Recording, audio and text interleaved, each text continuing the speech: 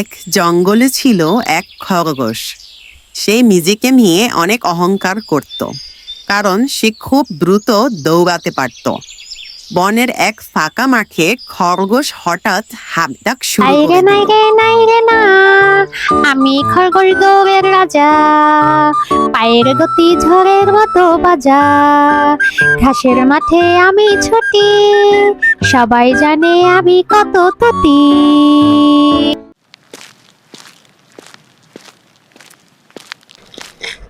আরে কচ্ছপ ভাই, তুমি এখনো হেঁটে হেঁটে আসছো? আমি তো ঘুমিয়ে আবার এক চক্কর দিয়ে এসেছি।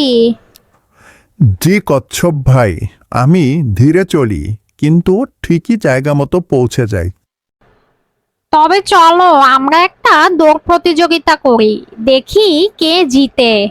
কচ্ছপ জানে সে খরগোশের সাথে দৌড়ে পারবে না, কিন্তু পাও সে ছোট হতে চায় না।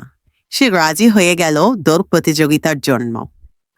তারা দুইজনে মিলে জঙ্গলের বাকি প্রাণীদের দৌড় প্রতিযোগিতায় আমন্ত্রণ করতে গেল। শুনুন শুনুন শুনুন, আগামীকাল বিকাল 3টায় খরগোশ ও কচ্ছপের দৌড় প্রতিযোগিতা অনুষ্ঠিত হবে, সবাই চলে আসবেন। এসব কি বলছে? খরগোশের সাথে কি কচ্ছপ দৌড়ে পারবে? এ আবার কেমন প্রতিযোগিতা? ঠিক আছে, আমরা আসবো। পরের দিন বিকালে বনের সব প্রাণী জড়ো হয়েছে খরগোশ ও কচ্ছপের দৌড় প্রতিযোগিতা দেখবে বলে। দৌড় প্রতিযোগিতা শুরু হলো। খরগোশ দ্রুত ছুটে যায়, কচ্ছপ ধীরে ধীরে এগোয়।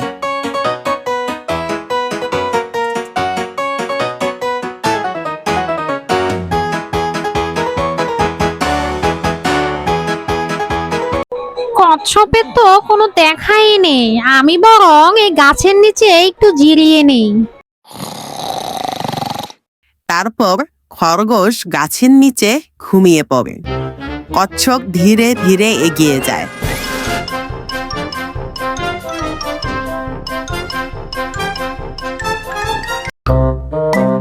খরগোশ ঘুম থেকে উঠে দেখে কচ্ছপ প্রায় পৌঁছে গেছে। এই রে, কচ্ছপ তো অনেক দূর চলে গেল। খরগোশ ছুটে যায়, কিন্তু ততক্ষণে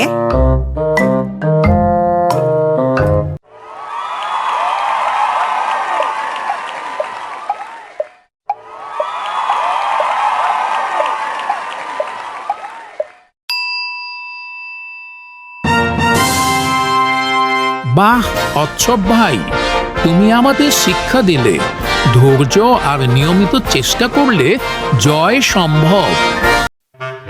খরগোশ লজ্জা পেয়ে চুপি চুপি সেখান থেকে চলে যায়।